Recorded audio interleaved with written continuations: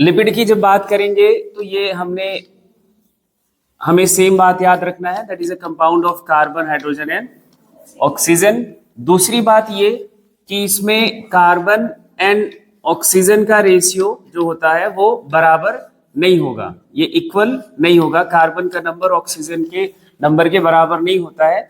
यहाँ जो कंडीशन है वो कार्बन का नंबर बहुत ज्यादा होता है। यहाँ मैं एक्चुअली 2 ग्रेटर का साइन लगा दूं ऑक्सीजन के नंबर के कंपैरिजन में, है ना। तो फैट और उसके डेरिवेटिव के लिए वर्ड क्या यूज करा था अपन ने, लिपिड। लिपिड बोलेंगे। कंपाउंड है इसका, किसका, carbon, hydrogen and oxygen, but ratio of hydrogen and oxygen is not 2:1।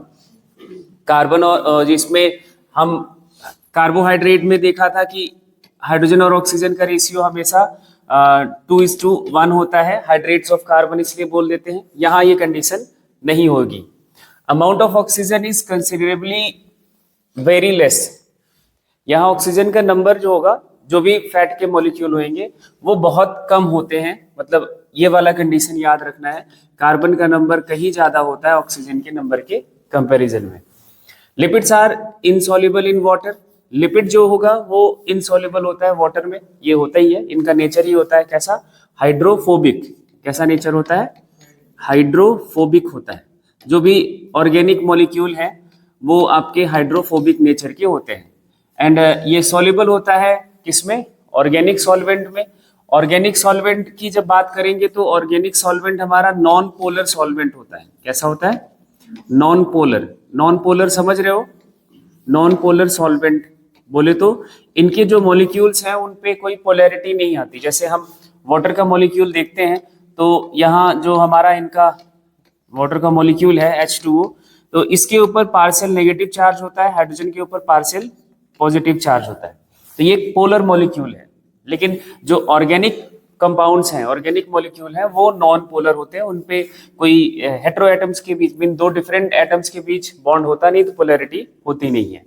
ठीक है, तो ये नॉन पोलर है। और जो आपका लिपिड होता है that is also non polar. इनका भी नेचर कैसा होता है, नॉन पोलर होता है। जो नॉन पोलर है और ये भी नॉन पोलर है, तो नॉन पोलर जो सोल्यूट होगा वो सेम नेचर के सॉल्वेंट में ही डिसॉल्व होता है, अलग सॉल्वेंट में डिसॉल्व होगा नहीं। अगर हम कोई पोलर मॉलिक्यूल की बात कर लें, कोई पोलर मॉलिक्यूल हो, वही डिसॉल्व होगा वाटर में। अब ये नॉन पोलर है तो ये वाटर में डिसॉल्व नहीं होगा, ये ध्यान रखना है। ये हमेशा कहाँ डिसॉल्व होगा, नॉन पोलर सॉल्वेंट में। और जो ऑर्गेनिक सॉल्वेंट्स होते हैं, जैसे यहाँ पे कुछ नाम याद कर लो अब, एसीटोन है, क्लोरोफॉर्म है, बेंजीन है, अल्कोहल है, इन सब को हम बोलते हैं ईथर है, ये ऑर्गेनिक सॉल्वेंट्स हैं। इनमें आपका फैट डिसॉल्व हो जाएगा, लिपिड डिसॉल्व हो जाएगा, लेकिन पानी में डिसॉल्व नहीं होगा।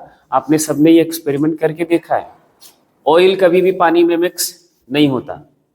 ठीक है, ये ध्यान रखना है। Lipids occur in protoplasm as minute globule. Cell के अगर हम सेल में अगर देखें इनकी प्रेजेंस की, तो सेल में ये छोटे छोटे ग्लोब्यूल्स के फॉर्म में प्रेजेंट होता है ना, जिसे हम फैट ग्लोब्यूल्स बोलेंगे। Lipids do not form polymer. Lipid polymer नहीं बनाता है, ये हमने स्टार्टिंग से ही बात कर ली है। ये पॉलीमेरिक कंपाउंड नहीं है।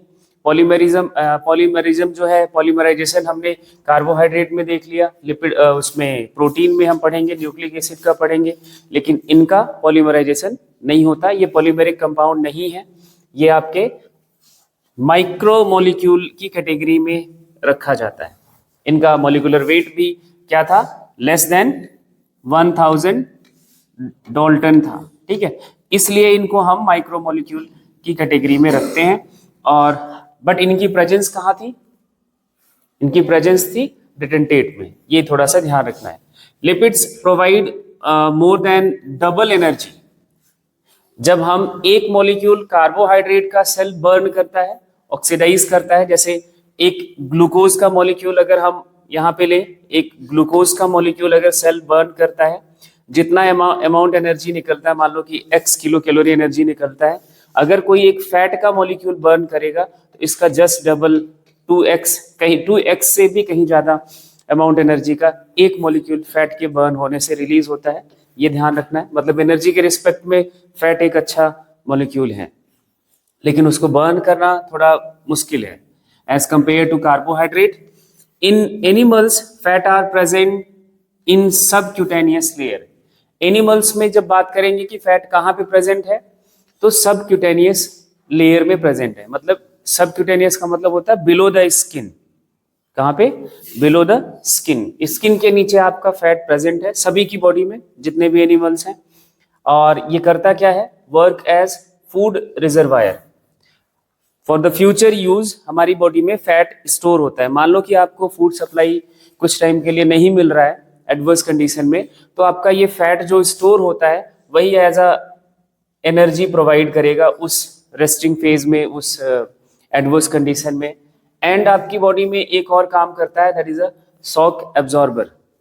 ये मैकेनिकल जो शॉक लगते हैं बॉडी पे, जैसे हम भाग रहे हैं तो इंटरनल ऑर्गन्स पे शॉक जाता है, या कोई आपको पंच मारा, या कोई किसी भी ऑब्जेक्ट से आपका बॉडी टकराता है, तो जो मैकेनिकल शॉक लगता है इंटरनल ऑर्गन्स को और जो बॉडी के पार्ट्स हैं उनको बहुत ज़्यादा शॉक नहीं लगने देता है। जो वाइब्रेशन होता है वो नहीं वहां तक पहुंचता है, यही फैट ही एब्जॉर्ब कर लेता है, फैट पे ही ये रुक जाता है। फैट का काम शॉक एब्जॉर्बर का भी है।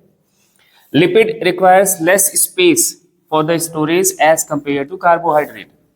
अगर इसको बॉडी में स्टोर करना होता है, ऐसे समझ लो कि कार्बोहाइड्रेट आपका 100-200 का नोट है और लिपिड जो है वो 2000 का नोट है, तो उसको स्टोर करना कम स्पेस में। आप 2000 के नोट हो तो आप क्या करोगे? कुछ कम करेंसीज आपको होगा, वो लाख रुपए हो जाएंगे। अगर वही 100 का इकट्ठा करना हो तो लाख रुपए के लिए तो वो 10 गड्डियां बनेंगी, है ना। तो वो उसको स्टोर करना स्पेस ज्यादा लगेगा, इसलिए लिपिड ही हमारी बॉडी में, लिपिड मॉलिक्यूल इज हाइड्रोफोबिक, इसको ही स्टोर किया जाता है। एंड ये कंडेंस होकर बॉडी में स्टोर होता है। Animal store maximum amount of food in the form of lipid. Future use के लिए हमारी बॉडी एनिमल्स की वो कार्बोहाइड्रेट नहीं स्टोर करती, किसको स्टोर करती है? फैट को स्टोर करती है, लिपिड को स्टोर करती है। इसलिए अगर आप ज्यादा कार्बोहाइड्रेट खाते हो, अब ध्यान से सुनना, ये अपने काम की बात है, ये हमने लिपिड की जो इंफॉर्मेशन लेनी थी वो हमने ले ली। अगर आपका इनटेक कार्बोहाइड्रेट का ज्यादा है, यूज के हिसाब से जितना आपको एनर्जी चाहिए उससे ज्यादा है इनटेक, तो आपका बॉडी एज इट इज तो स्टोर करेगा नहीं, कार्बोहाइड्रेट को एज इट इज स्टोर करेगा नहीं, थोड़ा बहुत स्टोर करता है, इसको कन्वर्ट करता है लिपिड में, फिर ये आपकी बॉडी में स्टोर होगा। मतलब आप खाओगे कार्बोहाइड्रेट, कन्वर्ट होकर लिपिड में स्टोर होता है, तो इनटेक इसका ज्यादा नहीं करना होता। लिपिड जो खाओगे, अगर कार्बोहाइड्रेट नहीं है तब यूज होगा, लेकिन इनटेक में हमारा क्या है? कार्बोहाइड्रेट भी ज्यादा होता है, लिपिड भी ज्यादा होता है, तो बॉडी क्या करेगा बताओ? जो एनर्जी के लिए यूज करना है कार्बोहाइड्रेट यूज करेगा, ये तो वैसे का वैसा ही स्टोर हो जाएगा। और इसलिए आज के टाइम पे सबसे बड़ा प्रॉब्लम है ओबेसिटी, और ओबेसिटी से रिलेटेड 90% बीमारियां ओबेसिटी की वजह से होती हैं बॉडी में। ओबेसिटी आ गई तो आप ये समझ लो कि आपको एक बीमारी की जगह 9 और हो जाएंगी, ठीक है। तो इसलिए सबसे मेन आपको ध्यान रखने की जरूरत ये है। सम लिपिड्स हैव फॉस्फोरस लाइक लेसाइथिन। हमने अभी लिपिड को क्या पढ़ा? ये कार्बन, हाइड्रोजन एंड ऑक्सीजन का मॉलिक्यूल होता है, लेकिन कुछ के पास, कुछ लिपिड में आपको फॉस्फोरस भी मिलेगा, कुछ में आपको सल्फर भी मिलेगा, है ना। ये भी एज अ एलिमेंट इसमें प्रेजेंट होते हैं। जैसे फॉस्फोरस का एक लिपिड का नाम यहाँ पे दिया हुआ है लेसाइथिन, ठीक है, तो ये नाम ध्यान रखना। लिपिड के अगर हम क्लासिफिकेशन की बात करें तो सिंपल लिपिड पहला क्लास है, दूसरा conjugated lipid and third one is the derived lipid, या इन्हीं का दूसरा नाम है नेचुरल फैट, कंपाउंड लिपिड, है ना, न्यूट्रल, सॉरी नेचुरल नहीं बोलेंगे, न्यूट्रल, और हमें कहीं ना कहीं इसी पे ही जाना चाहिए। एंड डिराइव्ड लिपिड की बात करेंगे। अब हम सिंपल लिपिड की पहले स्टार्ट करते हैं कहानी। सिंपल लिपिड, और आपको बहुत कुछ समझ आने वाला है इसके थ्रू। These are the esters of long chain of fatty acid and alcohol. Lipid क्या है? Simple lipid. देखो लिपिड के लिए पहले एक और बात याद कर लो यहीं पे, लिपिड एक्चुअली कोई भी लिपिड हमारा जो मॉलिक्यूल है वो बना होता है दो मॉलिक्यूल के रिएक्शन से। एक आपका यहां पे लिखेंगे फैटी एसिड प्लस अल्कोहल, क्या अल्कोहल, इन दोनों का डेराइव्ड फॉर्म है लिपिड। अब यहां अल्कोहल के जगह पे हमने पढ़ा होता है ग्लिसरॉल, याद होगा तो, है ना। मोस्टली जो ये लिपिड का फॉर्मेशन में अल्कोहल यूज होता है दैट इज द ग्लिसरॉल। तो इसलिए हम कई जगह पे ये भी देखेंगे कि लिपिड जो है वो फैटी एसिड एंड ग्लिसरॉल से बना है। एनिमल फैट में सबसे ज्यादा अगर कोई अल्कोहल इस्तेमाल होता है फैटी एसिड के साथ लिपिड फॉर्मेशन में, वो ग्लिसरॉल है। तो आप ये वाली रिएक्शन भी लिख सकते हैं, बट एक्चुअल मीनिंग क्या है?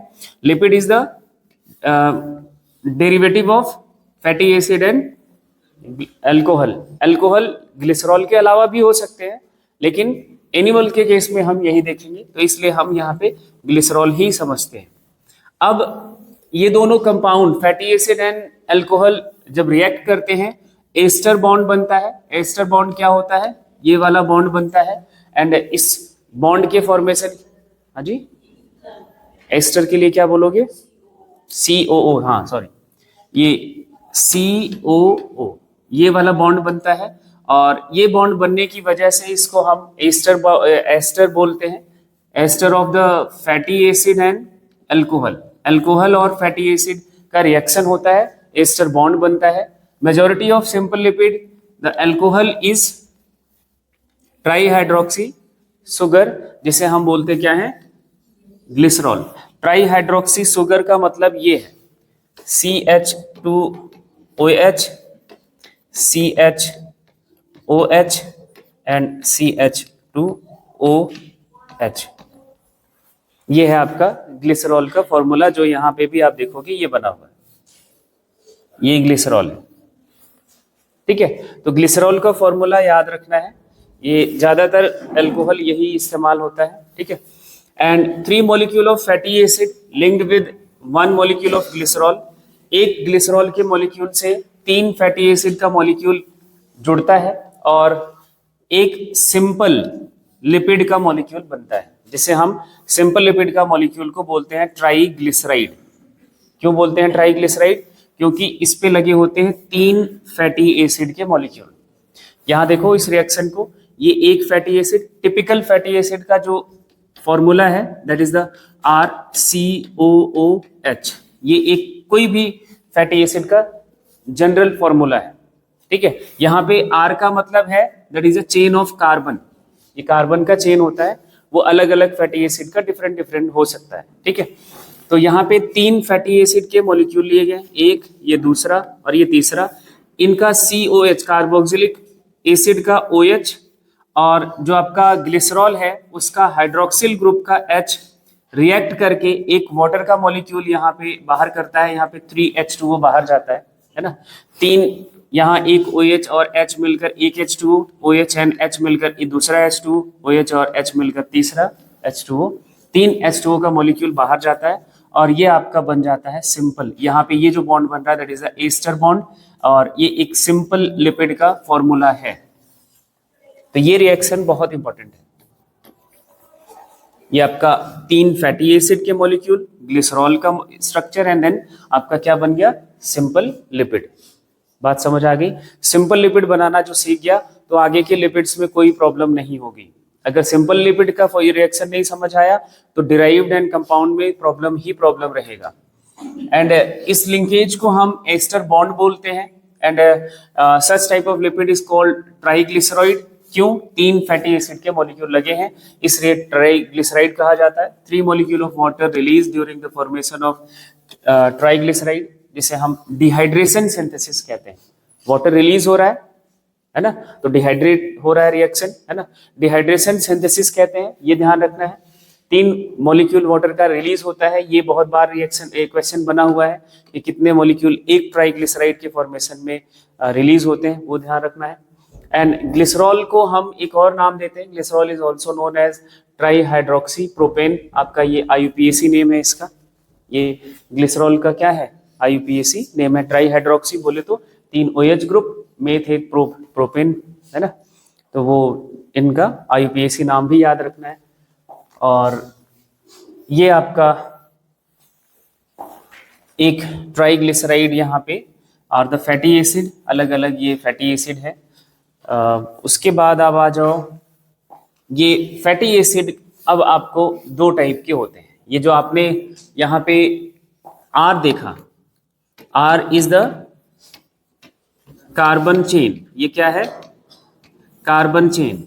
और कार्बन चेन पे आपने 2 तरह के कार्बन चेन पढ़े हुए हैं। अगर कार्बन के बीच बॉन्ड सिंगल वाला हो, सिंगल बॉन्ड हो, तो इसको हम क्या बोलते थे, saturated hydrocarbon, saturated form of the carbon chain है। अगर इनमें कार्बन के बीच डबल बॉन्ड हो या कोई ट्रिपल बॉन्ड हो, है ना, सिंगल बॉन्ड के साथ, है ना, या कोई भी हो, तो इसको हम बोलते हैं क्या, अनसैचुरेटेड हाइड्रोकार्बन या कार्बन चेन। तो ये जो R है, जो यहाँ पे ट्राइग्लिसराइड में आप देख रहे हो, अगर R सैचुरेटेड हाइड्रोकार्बन्स लगे हुए हैं, सैचुरेटेड हाइड्रोकार्बन्स लगे हैं, तो फैटी एसिड क्या कहा जाएगा, सैचुरेटेड फैटी एसिड। क्या लगा, क्या कहा जाएगा, सैचुरेटेड फैटी एसिड। इससे बनने वाला लिपिड भी सैचुरेटेड होगा, इससे बनने वाला लिपिड भी कैसा होगा, सैचुरेटेड होगा। और अगर ये double bond and triple bond के साथ है तो वो अनसैचुरेटेड होगा, और उससे बनने वाला फैटी एसिड भी अनसैचुरेटेड होगा। तो फैटी एसिड के 2 टाइप होते हैं, सैचुरेटेड एंड अनसैचुरेटेड। क्राइटेरिया क्या है, कार्बन के बीच डबल बॉन्ड सिंगल बॉन्ड होना, या फिर डबल बॉन्ड या ट्रिपल बॉन्ड होना कार्बन के बीच, वो आपका अनसैचुरेटेड हो गया। ठीक है, अब इन दोनों बॉन्ड का टेंडेंसी पहले समझ लो, फिर आपको ये डिफरेंसेस बहुत आसानी से समझ आ जाएंगे। जब कार्बन सिंगल बॉन्ड से लगा होता है और ये कार्बन के बीच डबल बॉन्ड या फिर कार्बन के बीच कोई ट्रिपल बॉन्ड प्रेजेंट होता है, इन दोनों में जो रिएक्टिविटी ऑर्डर है, इन तीनों में बात करें तो सबसे ज्यादा रिएक्टिव ये होता है, उसके बाद ये होता है। बोले तो लीस्ट रिएक्टिव हाइड्रोकार्बन होते हैं सैचुरेटेड, उससे कहीं ज्यादा ये अनसैचुरेटेड हाइड्रोकार्बन्स रिएक्टिव होते हैं। रिएक्टिविटी का मतलब क्या है, अगर ऐसा कोई फैटी एसिड से बना हुआ अनसैचुरेटेड फैटी एसिड वाला कोई लिपिड है, तो वो बॉडी में रिएक्शन में पार्टिसिपेट करेगा, मतलब उसका ऑक्सीडेशन होगा, बर्न होगा, एनर्जी बनाएगा और किसी रिएक्शन में पार्टिसिपेट कर सकता है। लेकिन अगर वो फैटी एसिड जो सैचुरेटेड फैटी एसिड के साथ कोई लिपिड है, तो बॉडी उसको स्टोर करने की टेंडेंसी करता है, वो रिएक्टिव होता नहीं। जैसे आप एटमॉस्फेयर में नाइट्रोजन गैस है, क्या है, नाइट्रोजन गैस है, कार्बन मोनोऑक्साइड गैस है, या और भी बहुत सारी गैसेस हैं। और गैसेस के कंपैरिजन में नाइट्रोजन क्या है, बहुत लीस्ट रिएक्टिव है, 78% नाइट्रोजन है, लेकिन रिएक्शन में पार्टिसिपेशन ना के बराबर है ना। तो ये रिएक्शन या मींस मॉलिक्यूल की जो टेंडेंसी होती है, जिसे हम यहाँ पे बोल रहे हैं रिएक्टिविटी। क्या बोल रहे हैं, रिएक्टिविटी। जैसे क्लास में इतने लोग बैठे हो, कोई स्टेबल होके शांत होके बैठता है, कोई अनस्टेबल होता है, कोई थोड़ा सा बोलो तो वो बम जैसा फट जाता है ना। तो वो टेंडेंसी है, कैसा है, दैट इज अ टेंडेंसी। तो मॉलिक्यूल की टेंडेंसी भी आपकी नहीं रिएक्शन करने वाली हो सकती है और रिएक्शन करने वाली भी हो सकती है।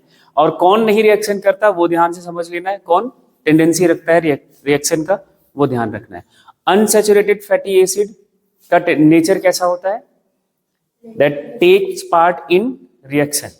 इनकी टेंडेंसी ये है। जो सैचुरेटेड फैटी एसिड है they do not take part in reaction. अब सोचो आप कोई ऐसा लिपिड खा रहे हो अपने डाइट में जो सैचुरेटेड है, तो बॉडी में वो क्या टेंडेंसी, किस टेंडेंसी के साथ गया, स्टोर होने की टेंडेंसी से आपकी बॉडी में स्टोर होगा, फिर आप मोटे हो जाओगे। अब हमें उस फैट पे ध्यान देना है जिसपे हमें अनसैचुरेटेड वाले फैटी एसिड्स मिलते हैं, है ना। अगर हम अनसैचुरेटेड फैटी एसिड खाएंगे तो वो रिएक्शन में इजीली पार्टिसिपेट करेगा और स्टोर होने की टेंडेंसी नहीं रखेगा, तो हम ओबेसिटी में नहीं जाएंगे। Only single bond are present between carbon atom इधर क्या होगा, डबल बॉन्ड भी प्रेजेंट होगा, with single bond, triple bond भी प्रेजेंट हो सकता है। Also known as non essential fatty acid. इससे बढ़िया शब्द मिल सकता है क्या? Non essential fatty acid. Essential fatty acid हम उसको बोलते हैं जो बॉडी को चाहिए ही, ये नॉन इसेंशियल है। क्यों नॉन इसेंशियल है? Because they can synthesise in animal body, so it is not essential to take them with food. आपकी बॉडी इसको खुद बना सकती है, आपकी बॉडी के सेल्स इसको खुद सिंथेसाइज कर सकते हैं, इसको खाने की जरूरत नहीं है। बस दुर्भाग्यपूर्ण बात यह है, यही आपको ठूस ठूस के खिलाया जा रहा है। और जो इसेंशियल फैटी एसिड्स है, ये हमें हमारी बॉडी या एनिमल बॉडी नहीं सिंथेसाइज कर पाती, इसलिए हमें इसको फूड के साथ खाना चाहिए, खाना पड़ता है। इसके साथ हम नाइंसाफी करते जा रहे हैं। ये आज की डिस्टॉर्शंस हैं। आप हजारों साल पीछे जाओगे, जब ह्यूमन सिविलाइजेशन है, तो उनका बेस्ट सोर्स ऑफ फैट था, जो आपको आज भी पता है, मस्टर्ड ऑयल। ये हमारे प्री हिस्टोरिक ह्यूमंस यूज करते आ रहे हैं mustard oil. That is a good source of unsaturated fatty acid. लेकिन हमने आज अपने आप को क्या मॉडर्न बनाने के चक्कर में क्या कर लिया है? रिफाइंड ऑयल, वेजिटेबल घी, है ना, दुनिया भर के वो अलग अलग कारनामे करते जा रहे हैं। अभी वो सारे पर्दे हटेंगे बेटे, घबराओ मत। सारे पर्दे हटाने के लिए मैं यहां आ जाऊं। अब यहां next point, lipids with more amount of saturated fatty acid are mostly present in solid form at normal temperature। ये समझ गया तो तुम्हें खाने से पहले डर लगेगा। आप जब नॉर्मल टेम्परेचर पर कोई भी फैटी एसिड खा रहे हो, कोई भी फैट खाने जा रहे हो, वो अगर नॉर्मल टेम्परेचर पर कैसा मिल जाए, सॉलिड फॉर्म में, कैसा मिल जाए, सॉलिड फॉर्म में, वो समझ जाओ कि वो सैचुरेटेड है। वो केन में पैक होके जितने भी वेजिटेबल घी आते हैं, वो कैसे होते हैं?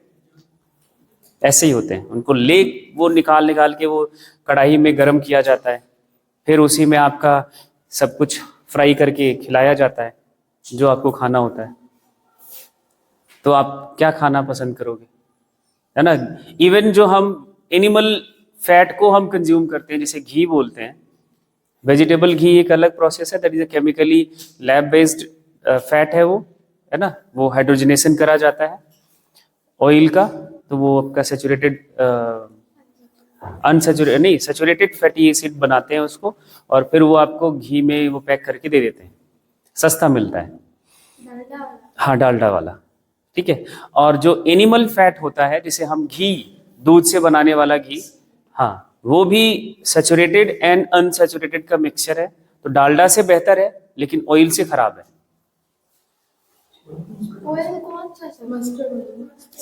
जितने भी ऑयल्स होते हैं, अच्छे वाले ऑयल, कौन से वाले ऑयल? अच्छे वाले, जिनमें अनसैचुरेटेड फैटी एसिड हो, वो नॉर्मल टेम्परेचर पर कैसे होते हैं? लिक्विड फॉर्म में। आप रूम टेम्परेचर पे देख लो, मस्टर्ड ऑयल कभी जमता है क्या? इवन इतना लो टेम्परेचर पे भी मस्टर्ड ऑयल जमता है क्या? Lipid with more amount of saturated fatty acid, unsaturated fatty acid, ये आपको नॉर्मल टेम्परेचर पर कैसा मिलेगा? लिक्विड स्टेट पर। Example coconut oil, mustard oil. और हमारा ये जो सबसे ज्यादा यूज होने वाला ऑयल है, वो कौन सा है? मस्टर्ड ऑयल है।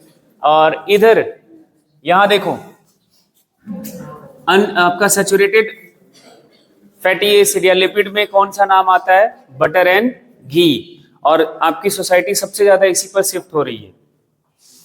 बहुत बढ़िया वाला बिजनेस। मैंने तो अपने बचपन में कभी बटर का नाम सुना नहीं था, अभी बड़ा हो गया हूं तो बटर भी सुन रहा हूं मैं, है ना। हाँ, ये जरूर सुना था कि मक्खन लगाना होता है ना, लोगों को मक्खन लगाते हैं, लेकिन मक्खन का मतलब ही नहीं पता था। लेकिन हमारे जीवन में जो मक्खन का मतलब था ना, वो जो दूध से निकालते हैं फिर घी बनाते हैं, तो वो जो व्हाइट सा होता है, उसको मक्खन हम समझते थे। सैचुरेटेड फैटी एसिड के साथ लिपिड है, that is very less reactive, so mostly don't participate in metabolism. जब मेटाबॉलिज्म में नहीं पार्टिसिपेट करेगा तो इनकी टेंडेंसी क्या हो जाती है? स्टोर होने की एनिमल बॉडी में, एंड कॉजेस, और कितने सीधे शब्दों में लिखा जाए, इधर ये मेटाबॉलिकली अनसैचुरेटेड फैटी एसिड वाले लिपिड होते हैं एक्टिव, हाईली रिएक्टिव होते हैं, ये मोस्टली पार्टिसिपेट करते हैं मेटाबॉलिज्म में, और इनकी टेंडेंसी स्टोर होने की नहीं होती है, इसलिए ये ओबेसिटी आपको कॉज नहीं करते। ठीक है, नो कोलेस्टेरॉल फॉर्मेशन, इससे कोलेस्टेरॉल नहीं बनता है, इससे कोई आपको कार्डियोवैस्कुलर डिजीजेज नहीं होती है, हार्ट से संबंधित कोई बीमारी नहीं होती है। लेकिन यहाँ पे क्या होता है, ये जब स्टोर होता है तो ये फैटी एसिड कन्वर्ट हो जाता है किस फॉर्म में, कोलेस्टेरॉल में, लीवर में कन्वर्जन होता है, और ये कोलेस्टेरॉल आपके ब्लड वेसल्स की जो इनर वॉल है, ये जो जैसे कोई ब्लड वेसल है, इनकी इनर वॉल पर डिपॉजिट हो जाता है, और जो ब्लड वेसल का ल्यूमेन है, ये जो यहाँ पे देखोगे तो ये ल्यूमेन मिल रहा है और इधर ये ल्यूमेन मिल रहा है, तो ब्लड का जो पैसेज है वो ब्लॉक करता है, and that causes cardiovascular diseases.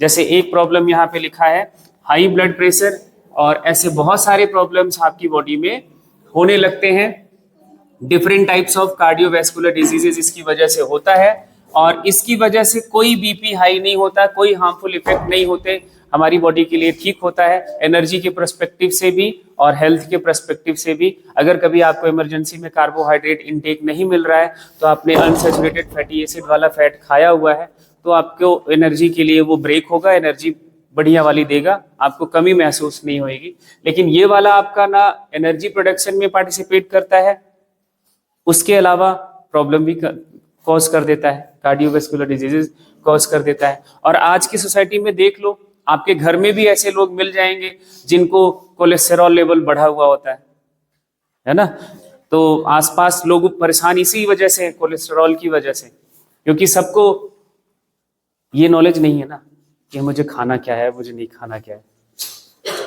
तो खाने वाला नॉलेज आप अपने घर में इसको समझाओ, बताओ, इम्प्लीमेंट कराओ। Mostly animal fat contain high amount of saturated fatty acid, एक है ना, देखो इधर ज्यादातर एनिमल फैट का मतलब होता है जो एनिमल बॉडी से हमें मिलने वाला फैट है, जैसे दूध से मिलने वाला भी फैट आपका एनिमल फैट है, नहीं तो डायरेक्टली जो स्किन के नीचे जो फैट स्टोर होता है, जैसे बहुत सारे एनिमल्स हैं, उनके उस फैट को निकाल के उसको भी कन्वर्ट कर लिया जाता है इस वेजिटेबल घी में या लिपिड में। जैसे आपने एक पिग ऑयल का नाम सुना होगा, है ना, फिश लीवर ऑयल सुना होगा, हाँ फिश ऑयल भी आता है। ये सारे ऑयल एनिमल फैट, डायरेक्ट वो एनिमल की बॉडी में जो डिपॉजिट हुआ फैट है उससे निकाल के वो आपको पैक करके दे दिया जाता है, खाते हैं लोग, कंज्यूम करते हैं, है ना। हाँ जी, हाँ जो भी आता है। तो ये एनिमल फैट आपके लिए अच्छा नहीं है, क्योंकि इसमें ज्यादातर क्या होता है, देखो आपकी बॉडी में जो फैट स्टोर हुआ है वो कौन सा फैट होगा, सैचुरेटेड फैटी एसिड वाला। अगर आपकी बॉडी का फैट निकाल के कोई खा रहा है तो वो सैचुरेटेड फैटी एसिड वाला ही खा रहा है, तो आपके उसके लिए अच्छा तो हुआ नहीं। आप अगर कोई भैंस का जो दूध में फैट है वो निकाल के खा रहे हो तो उसमें सैचुरेटेड फैटी एसिड ही होगा ज्यादातर। चलो, और जो इधर देखो मोस्टली प्लांट फैट, और मुझे लगता है ये वाला स्टेटमेंट मुझे सबको बहुत अच्छे से समझ लेना चाहिए। क्या? Mostly plant fat contain high amount of unsaturated fatty acid. आपको प्लांट से मिलने वाला जो फैट है उसमें अनसैचुरेटेड फैटी एसिड ज्यादा होता है। हाँ, जो भी, जैसे आपको मस्टर्ड ऑयल है, लैंसिड ऑयल है, ग्राउंडनट ऑयल है, कैस्टर ऑयल है, जितने भी ऑयल्स हैं वो प्लांट के सीड से निकाले जाते हैं। प्लांट ने स्टोर किया, आपने उसको एक्सट्रैक्ट किया और खाने में इसका यूज किया, तो ये सब आपके लिए अच्छा है। सनफ्लावर ऑयल है, राइस का भी अभी ऑयल आता है, सोयाबीन का ऑयल आता है, सबके ऑयल आने लगे हैं। ठीक है, तो ये ऑयल प्लांट क्या, अब सैचुरेटेड फैटी या अपन लिपिड की एग्जांपल याद रखने हैं। और मैं एक और आपको बहुत अच्छी बात बताऊंगा, मुझे लगता है ये सबको जानना जरूरी है। ये देखो सैचुरेटेड फैटी एसिड के एग्जांपल, पामेटिक एसिड जिसका फॉर्मूला है ये आपका, और इनमें नंबर ऑफ कार्बन आपको दिए हुए हैं 16। नंबर ऑफ कार्बन पे क्वेश्चन बनता है फॉर्मूले पे शायद नहीं मिलेगा, लेकिन नाम जरूर पूछेगा कि सैचुरेटेड फैटी एसिड कौन से हैं। एग्जाम्पल आपको सेलेक्ट करना है। एक आपका है एराकिडोइक एसिड, इसमें कार्बन का नंबर कितना है 20। ये तो दो एग्जाम्पल हो गए, जिसमें से सबसे ज्यादा ये जो पामिटिक एसिड है, ये सबसे ज्यादा आपके घरों में आने वाले साबुन में, जो साबुन बनाने का कंपनीज है, सबसे ज्यादा इसी का इस्तेमाल करती है।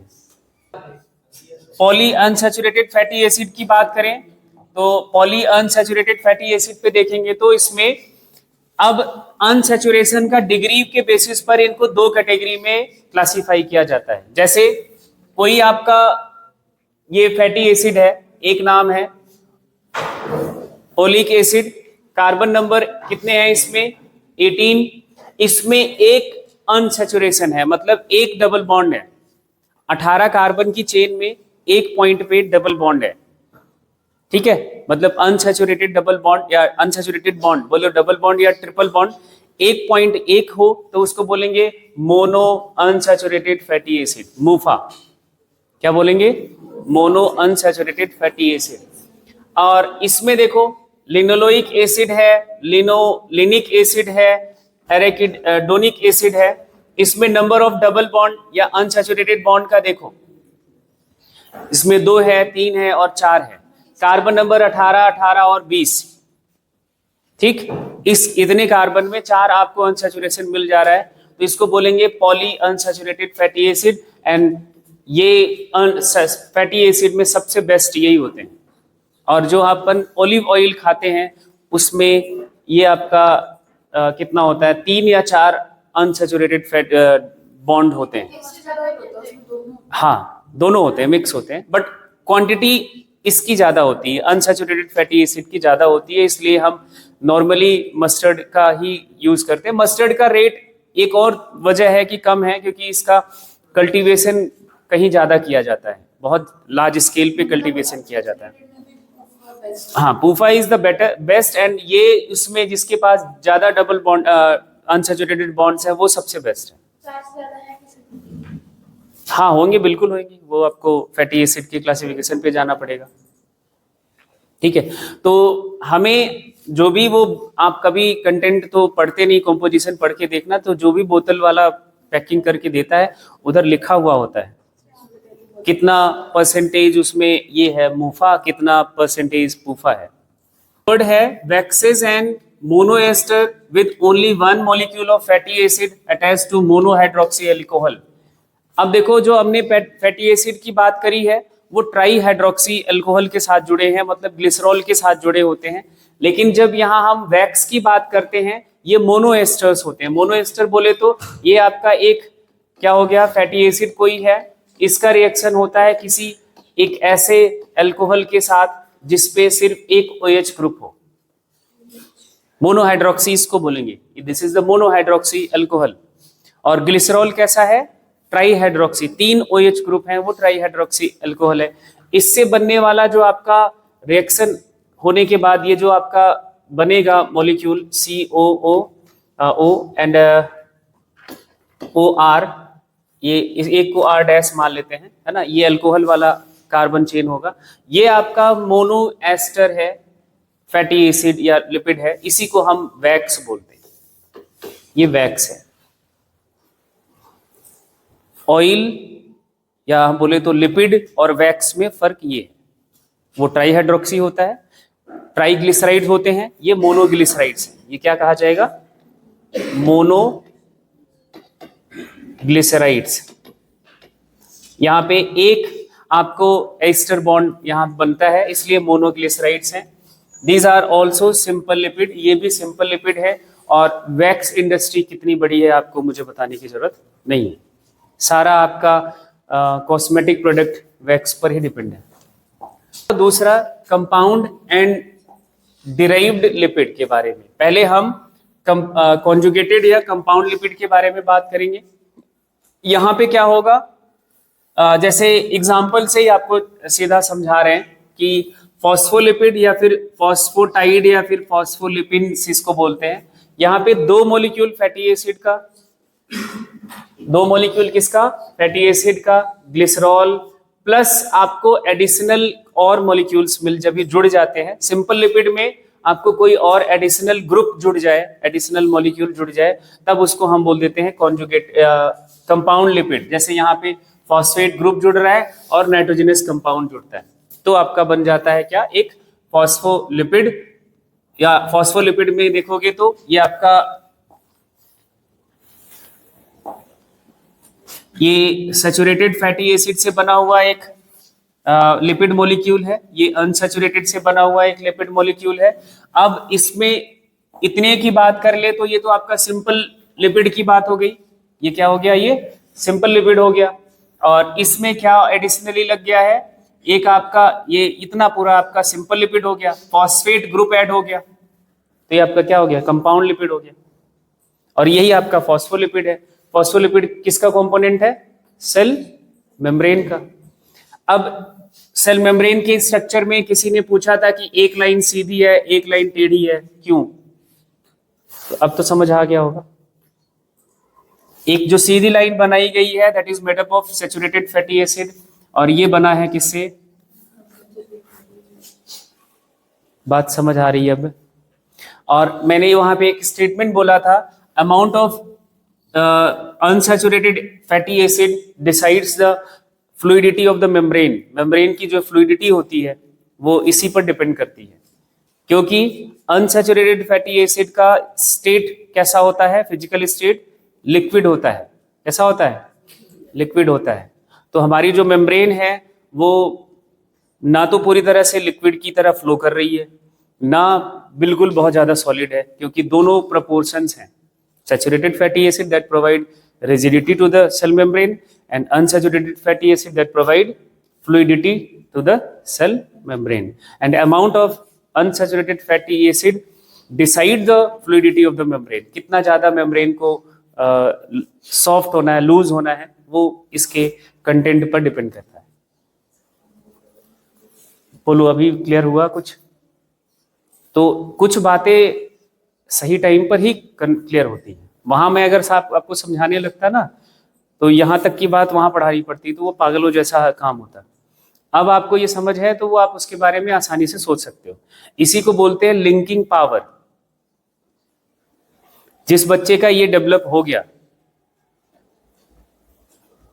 वो उसके लिए नीड कुछ भी नहीं है। जो लिंकिंग पावर नहीं डेवलप कर पा रहा, नहीं कर पाता, उसके लिए कहीं ना कहीं आपको एक जो 15-20% क्वेश्चन ऐसे होते हैं जिसमें एक ही क्वेश्चन में कई टॉपिक्स, कई यूनिट का जोड़ के वो क्वेश्चन बनाया जाता है, वो नहीं हो पाते उससे। वो आपके इसी कैपेबिलिटी पर डिपेंड करता है। अब फॉस्फोलिपिड के पास दोनों टाइप का आपने एंड देख लिया था, हाइड्रोफिलिक पोलर एंड, जो आपका ये फॉस्फेट ग्रुप वाला नाइट्रोजन कंटेनिंग कंपाउंड वाला हिस्सा है वो हाइड्रोफिलिक होता है, और ये कार्बन की जो चेन है वो हाइड्रोफोबिक होती है। ये अभी हमने देखा फैटी एसिड वाला। Such molecules are called amphipathic molecule. ऐसा मॉलिक्यूल जिसके पास दोनों नेचर हो, दोनों नेचर शो करे, हाइड्रोफिलिक भी हाइड्रोफोबिक भी, वो क्या कहा जाएगा, एम्पीपैथिक। मतलब वो बीच वाला, ऐसा समझ लो, ना तो वो मेल है ना फीमेल है, ना हाइड्रोफिलिक है ना हाइड्रोफोबिक है, दोनों है। समझ आ रही है बात? अभी भी तो नहीं, अब तो नहीं भूलोगे, नहीं भूलना चाहिए। इसी प्रॉपर्टी की वजह से phospholipid form a bilayer in the cell membrane, and the lipid component of the membrane mainly consists of the phosphoglyceride, and phospholipid are most abundant type of lipid in protoplasm। क्योंकि cell membrane है, पूरे cell के पास cell membrane है, तो cell cytoplasm में सबसे ज्यादा इनका अमाउंट ही ज्यादा सबसे होता है फॉस्फोलिपिड का। ये इनका बाइलेयर के फॉर्म में प्रेजेंट है। ऊपर वाला हिस्सा इनका क्या होता है, फॉस्फेट वाला ग्रुप एंड नाइट्रोजन के, ये हाइड्रोफिलिक होते हैं, और ये चेन जो होती है वो हाइड्रोफोबिक होती है। ये सेल मेम्ब्रेन हमने पढ़ रखा है, इसमें बहुत ज्यादा हमें कुछ डिस्कशन की जरूरत नहीं है। कुछ आपके इंपॉर्टेंट जो बायोलॉजिकली इंपॉर्टेंट फॉस्फोलिपिड्स हैं उनके नाम देखो। पहला नाम है लेसाइथिन। एग्जाम्पल याद हो तो मैंने लेसाइथिन का नाम पहले भी बोल दिया है, that is the phosphorus containing lipid.